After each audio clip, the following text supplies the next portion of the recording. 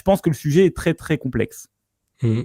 D'ailleurs, tiens, en t'écoutant parler, je m'aperçois que toi et moi, on n'a jamais discuté d'un sujet que l'on devrait aborder, je pense dans le futur, qui est justement ce monde de la finance qui est très connecté à la politique, parce que je pense qu'on sera en désaccord, toi et moi, je pense qu'on aura des avis différents.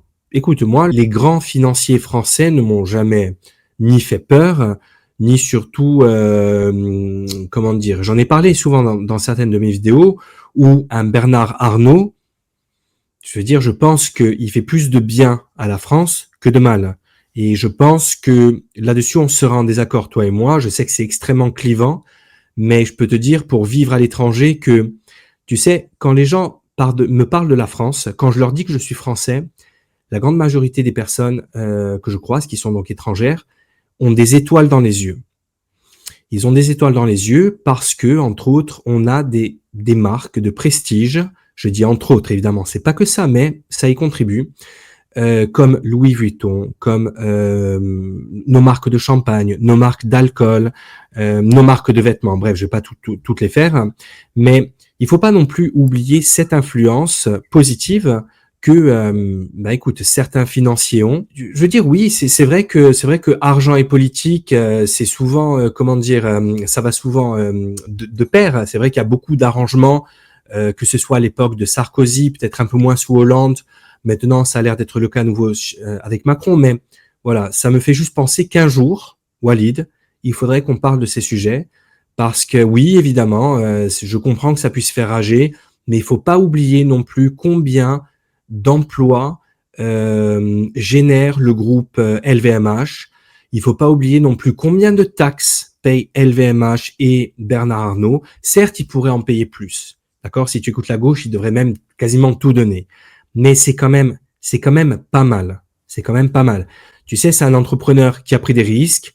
Ça a fonctionné. Ok, tant mieux. Donc là, il récupère beaucoup, beaucoup, beaucoup de gains jusqu'à en devenir l'un des hommes avec une des plus grosses fortunes du monde. Hein. Mais c'est pareil pour un Bezos, un Musk, etc.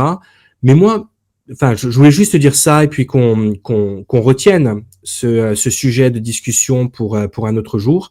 C'est, si tu veux, s'il y a des gens à qui je m'attaquerais pour faire que le pays aille mieux, ce serait certainement pas à eux, en tout cas au début. Peut-être que si ça allait plutôt bien, pourquoi pas. Mais dire que ces personnes qui ont réussi, qui contribuent à payer malgré tout beaucoup d'impôts en France, à faire rayonner la France, tu vois, à donner du prestige à notre pays, notamment à l'étranger, et j'en suis la preuve, je pense pas qu'il soit aussi mauvais que l'on dit, quoi. Voilà. Est-ce que je peux en parler 3 minutes ou tu veux passer à autre chose? C'est toi qui Non, gère vas-y, le fil. écoute, tu es là Ok, pour ça, ouais. fais-toi Ok. plaisir. Non, parce que je sais pas si on est pressé par le temps. Non, je pense que c'est pas le sujet. C'est-à-dire que en fait, lorsque toi tu parles du prestige, Bernard Arnault n'est pas un dieu. C'est-à-dire que c'est un être humain, c'est un Français, c'est quelqu'un de doué, comme il y a, comment dire, comme il peut y en avoir des milliers, des centaines de milliers en Mmh. France. Bernard Arnault n'a pas commencé en prenant des risques. Bernard Arnault a été financé par l'État français. À l'époque, d'ailleurs, c'était la gauche, François Mitterrand, qui lui ont donné l'entreprise Dior quasi gratuitement. Et donc, Bernard Arnault, dès le départ, a eu des milliards d'euros de subventions parce qu'il était en lien avec des avocats qui eux-mêmes étaient spécialisés, qui étaient avec des avocats qui eux-mêmes étaient amis avec le pouvoir. D'ailleurs, l'un des avocats de Bernard Arnault est aussi l'avocat de Nicolas Sarkozy, qui lui a trouvé des clients, etc. Bref. Donc Bernard Arnault n'a pas commencé avec 0 € en prenant des risques et en entreprenant. Faut Non, il a regarder pris son des histoire. risques. Tu sais, tu peux, Comment? Walid, excuse-moi, Ouais. tu peux avoir beaucoup d'argent et prendre des risques. Non, en Il fait, y a des milliardaires qui prennent des risques. Jeff Bezos, qui est milliardaire, lorsqu'il envoie, depuis 2 ans, lorsqu'il envoie ses fusées dans l'espace avec des femmes dedans, il prend des risques malgré tout. Il n'est en pas fait, obligé. Donc, moi, je suis.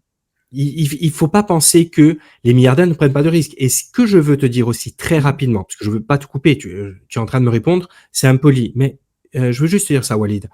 Euh, Très bien, Bernard Arnault a eu des subventions. on lui a donné certaines choses. Très bien. Mais combien la France a obtenu en retour? Non seulement sur le plan financier, mais aussi sur le plan, comme je te disais tout à l'heure, de l'image, du prestige. Mais Combien de touristes visitent Paris, consomment dans des restaurants, payent des hôtels, etc., à cause ou plutôt grâce à l'image de Louis Vuitton, entre autres, de toutes les sociétés Bernard Arnault et d'autres. Tu vois? en fait, on va pas se contredire. C'est-à-dire que je suis 100% d'accord avec toi sur le fait qu'il ne faut pas cracher sur les entrepreneurs. Je suis 100% d'accord avec toi que Bernard Arnault paye plus d'impôts que n'importe qui et par conséquent que c'est une personne qui doit être félicitée. À aucun moment, je vais te dire que Bernard Arnault est une mauvaise personne. C'est-à-dire que là, toi, tu parles d'un individu, mais moi, cet individu, il m'intéresse pas. C'est-à-dire que, ou soit on est d'accord sur le fait que la France est en train de couler, et par conséquent, faut qu'on parle de manière, faut qu'on parle de la France de manière systémique, du système dans sa globalité, ou soit on est content de ce qu'on a et on félicite Bernard Arnault et on se pose.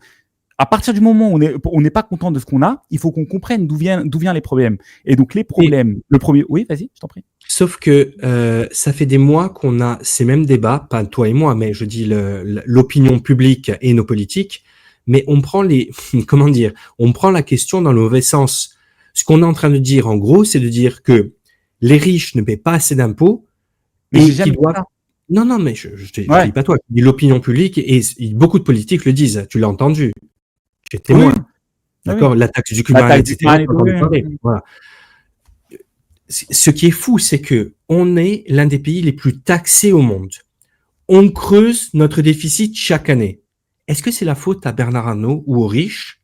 Ou est-ce que, par hasard, on gère peut-être nos finances extrêmement mal? Bah oui, non, mais on est d'accord. Donc, qui est de l'argent à récupérer chez les riches? Oui, sauf que, attention, ça c'est un jeu dangereux parce que, tu sais, bouger, je dis pas ça à toi, c'est un message général évidemment. Bouger une entreprise, c'est extrêmement facile. Domicilier son entreprise de Paris à New York, c'est facile. Surtout quand tu as Trump qui explique que ceux qui veulent, les grands patrons qui aimeraient s'installer aux États-Unis ne payeraient que 15% d'impôts.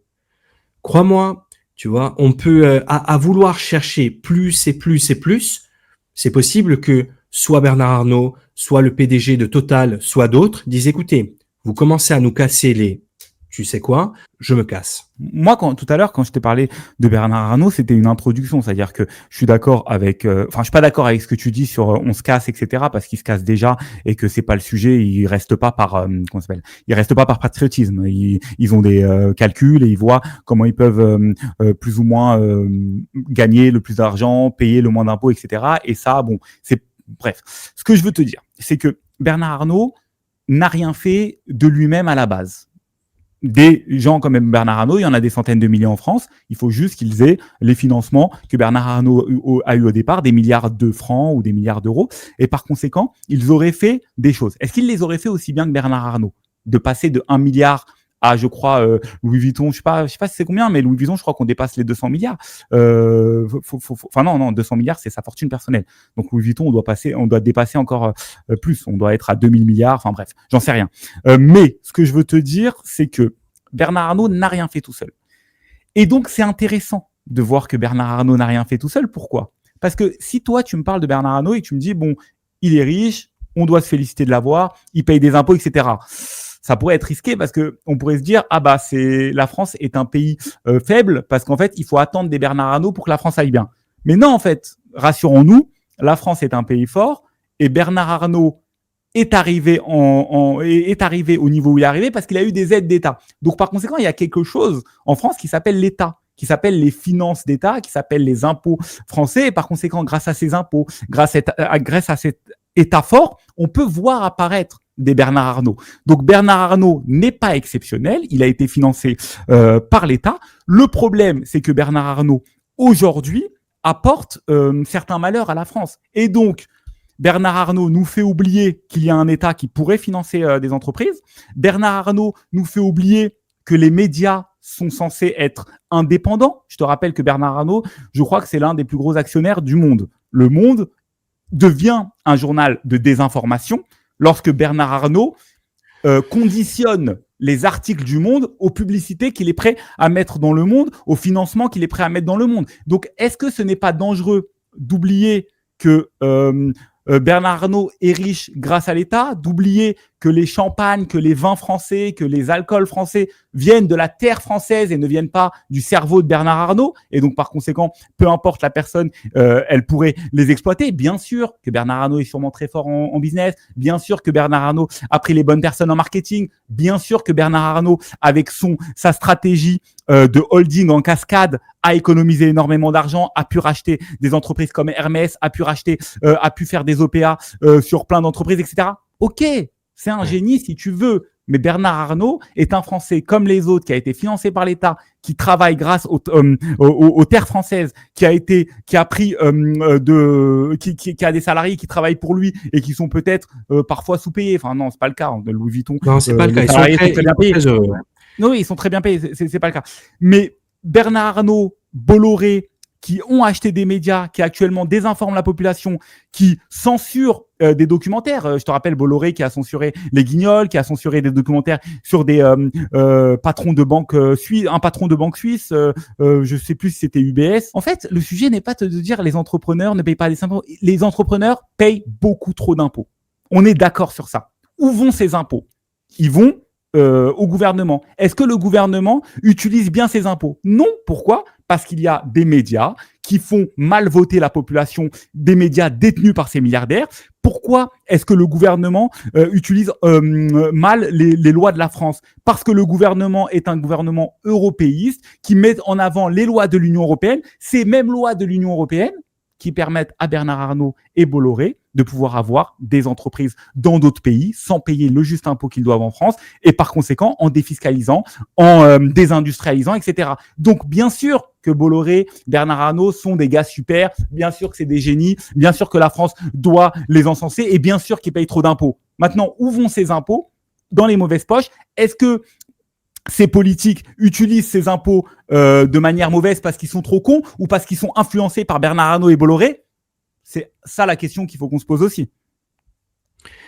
Écoute, je te rappelle que Radio France, pour ne citer que, mais tu as aussi France Télévisions, ne sont pas des groupes qui appartiennent à des multimilliardaires.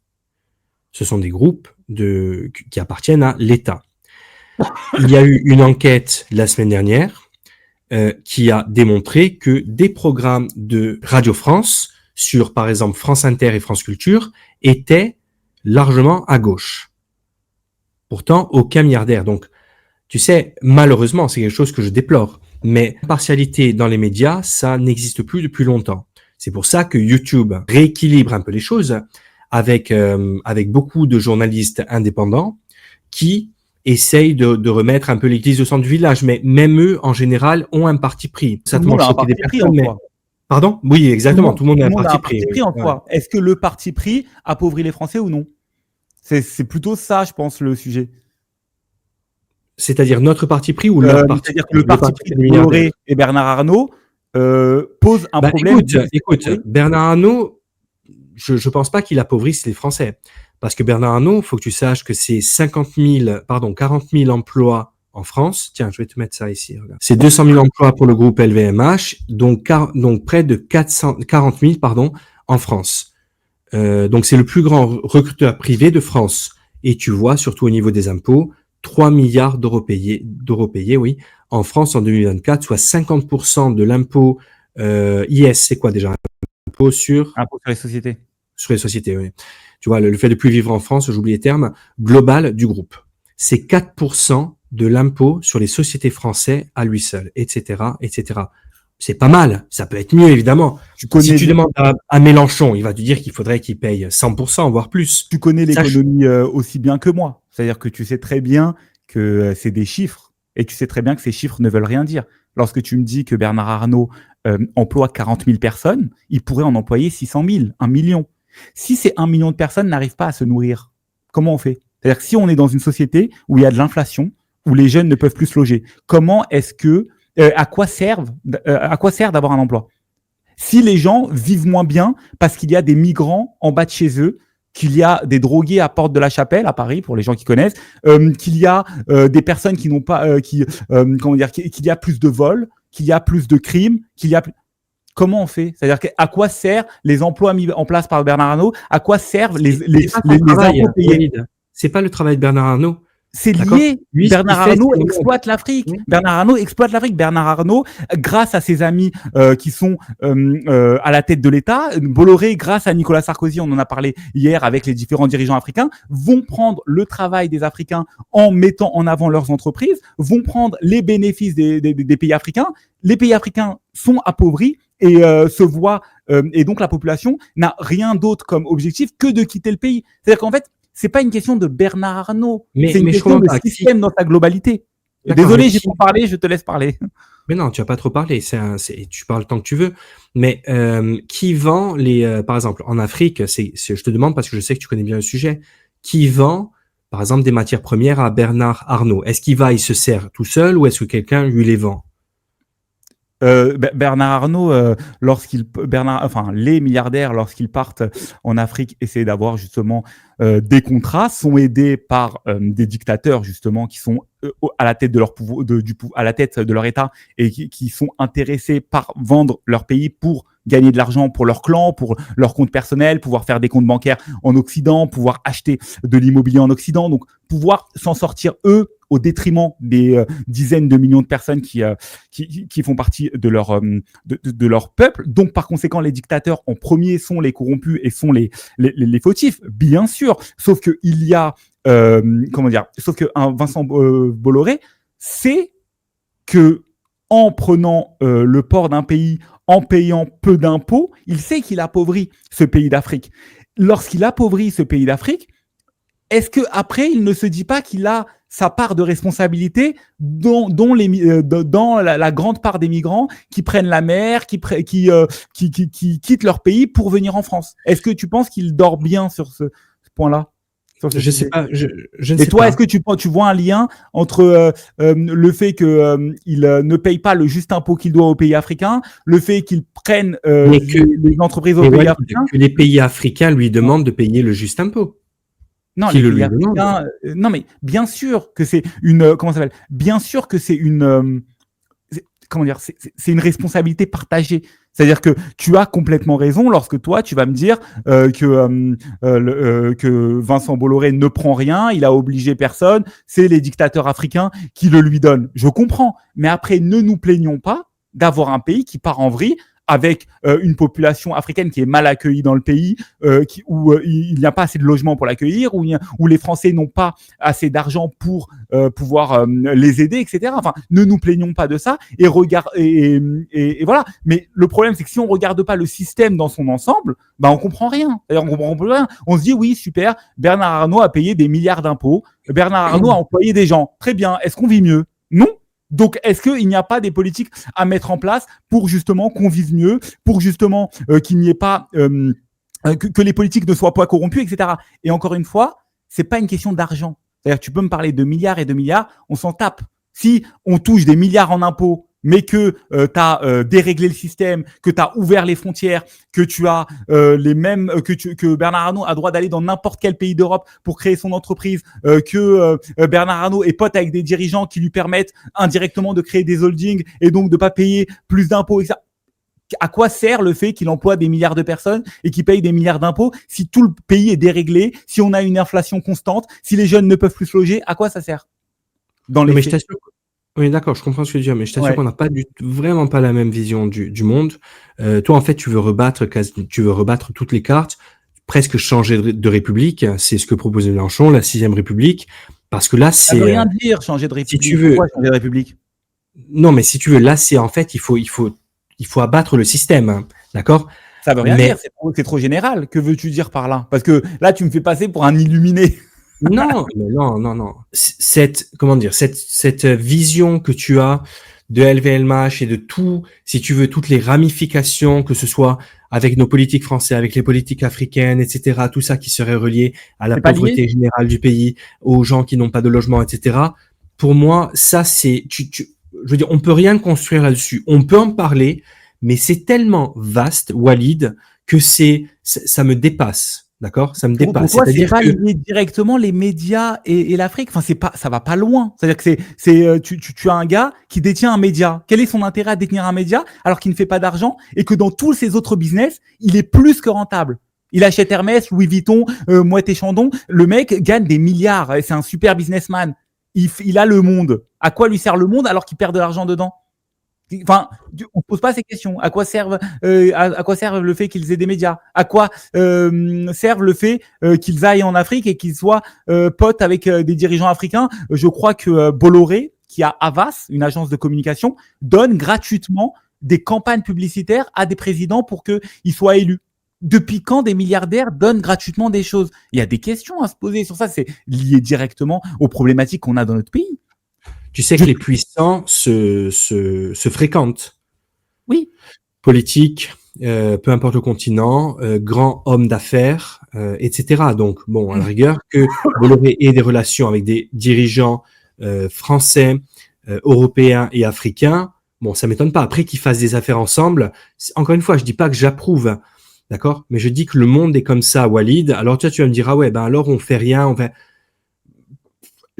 Encore une fois, je te redis ce que j'ai dit en introduction de cette partie, c'est que si on pense que pour que la France aille mieux, les premières personnes dont il va falloir s'attaquer, ce sont les milliardaires, c'est-à-dire ceux qui créent, malgré tout, je suis désolé, hein, c'est ce que je pense, des richesses pour le pays, des emplois qui payent des taxes, etc., plus le prestige, la renommée de notre pays à l'étranger, bah, je pense que on cible les mauvaises personnes.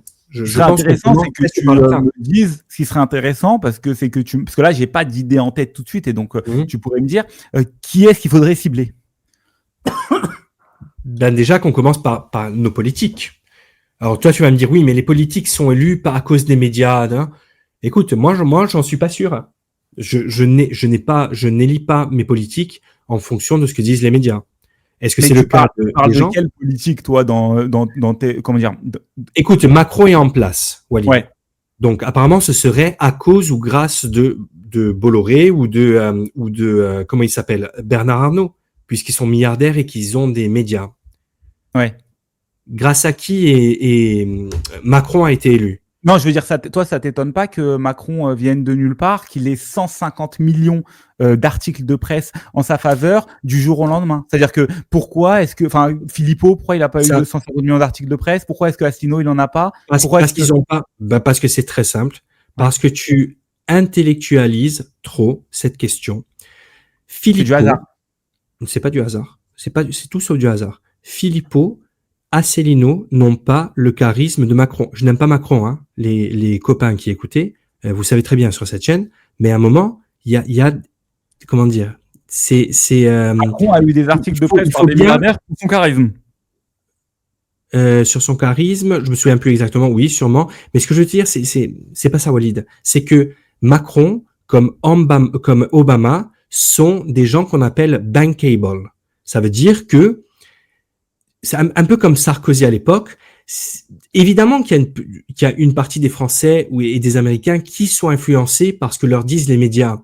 Mais beaucoup de gens votent aussi parce que, tu sais, il y a beaucoup de femmes qui ont voté pour Macron, tout simplement. C'est con, hein. Moi, c'est pas du tout mon avis, mais elles le trouvaient beau.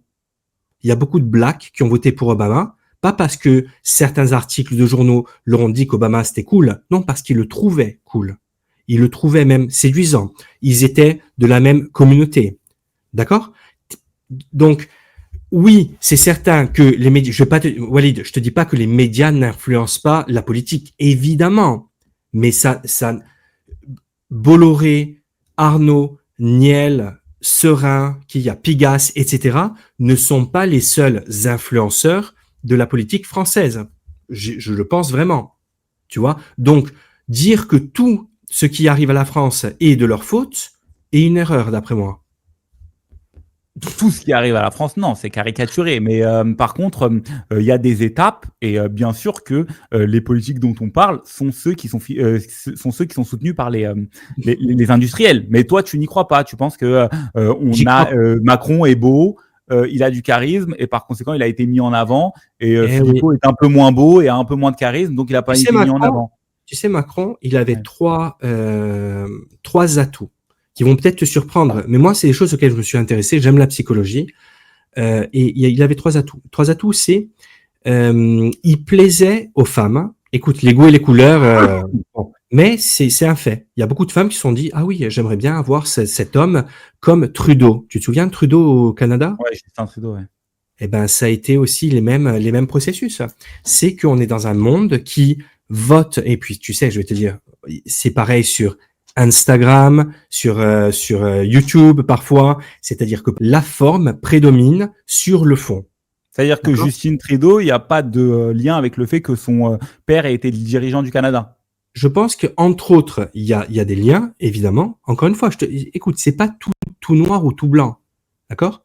Ça va souvent dans le même sens quand même. Hein. Jacques Chirac, qui est l'ami intime des Dassault, les industriels qui ont les Rafales, les avions de chasse. Emmanuel Macron, qui est ami avec Bernard Arnault, qui l'a soutenu dès 2017 et qui était, je crois, Brigitte Macron était la professeure des enfants de Bernard Arnault. Le fait que Nicolas Sarkozy ait été, comment dire, et des liens avec la CIA aux États-Unis. Ouais. Et Sarkozy, il a gagné en 2012 ou il a perdu? Comment? En 2012, Sarkozy, il a gagné ou il a perdu? Non, mais bien sûr que c'est la faute à qui? Comment? Du coup, Walid, non, mais bien sûr que. Parce que toi, tu prends les moments où les gens gagnent et tu me dis c'est parce que si, c'est parce que ça. Mais Sarkozy a perdu en 2012. Non, je te dis pas que c'est parce que, mais bien sûr que ces gens-là peuvent perdre. Par contre, pour arriver à ce niveau-là, il faut un background. Maintenant, quand tu y es, bon, bah, il y a une petite concurrence quand même. Mais toi, tu l'as dit toi-même en introduction. Cette concurrence reste quand même la concurrence UMPS, comme tu l'as dit. Mais donc, c'est pas une concurrence UMP Philippot, UMP Juan Branco. Je pense que cette concurrence, elle est en train de. On en a parlé tout à l'heure. Je pense que cette concurrence, elle va être de moins en moins valable. Parce que comme je te disais tout à l'heure avec ma magnifique métaphore sur mon gâteau raté avec ma fille, c'est que je pense que les politiques des extrêmes vont prendre de plus en plus de place et que le bloc UMPS va devenir de plus en plus insignifiant, voire fantomatique. Je te disais, il y a 3 points, d'après moi, qui ont fait élire Macron. Je reprends le premier point. Il a plu aux femmes, il a plu aux gays.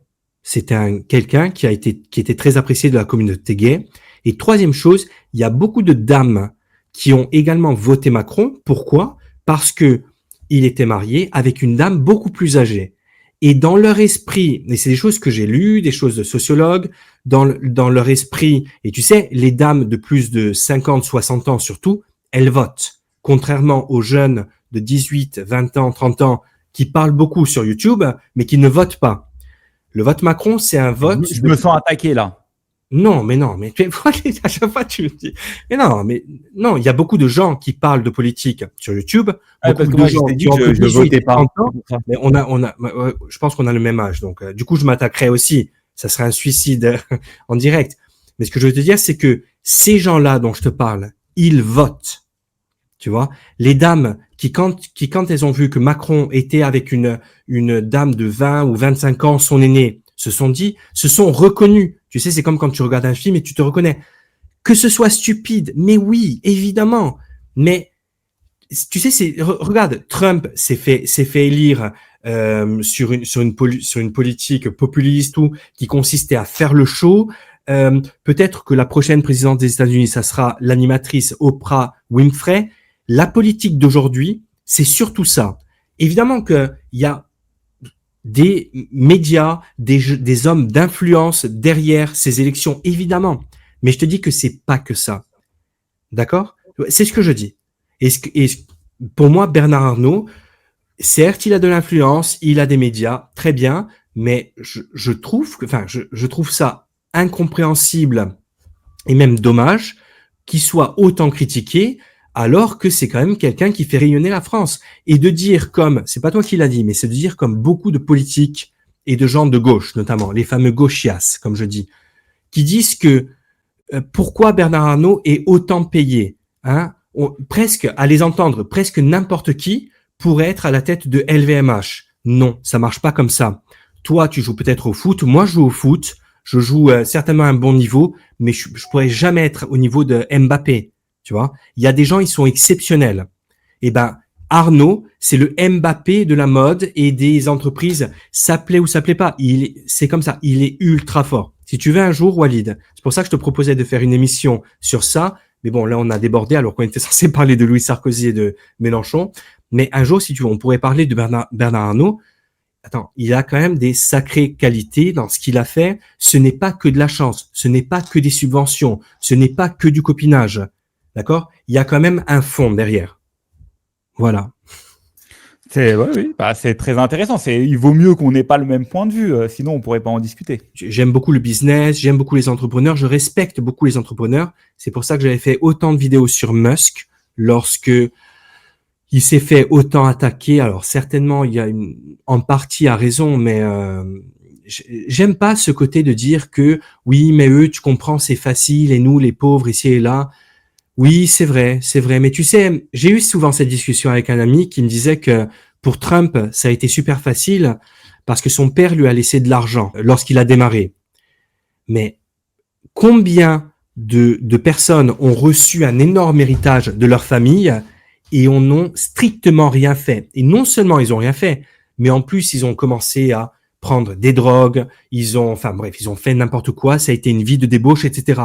Moi, j'ai du respect pour les gens qui font des choses. Alors certes, il y en a qui démarrent avec des meilleures cartes que certains, oui, mais c'est le monde, c'est comme ça. Je sais que la gauche rêve d'un monde égalitaire dès la naissance et c'est pour ça qu'ils sont contre l'héritage, etc. Moi, je trouve que étant donné que je considère que c'est impossible, c'est une utopie parce qu'on n'est pas égalitaire. Il n'y a pas d'égalité. Il n'y a pas d'égalité entre les hommes. Je parle d'égalité à la naissance, pas d'égalité en droit, évidemment.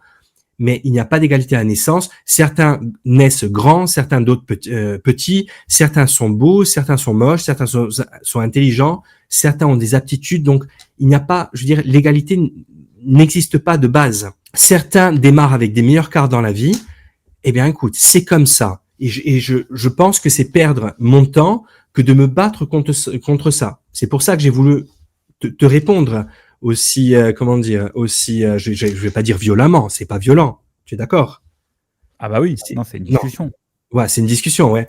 Mais ça me touche parce que je vois nos politiques qui te parlent à longueur de journée de taxer encore plus les gens qui créent de la richesse et qui font toutes ces choses.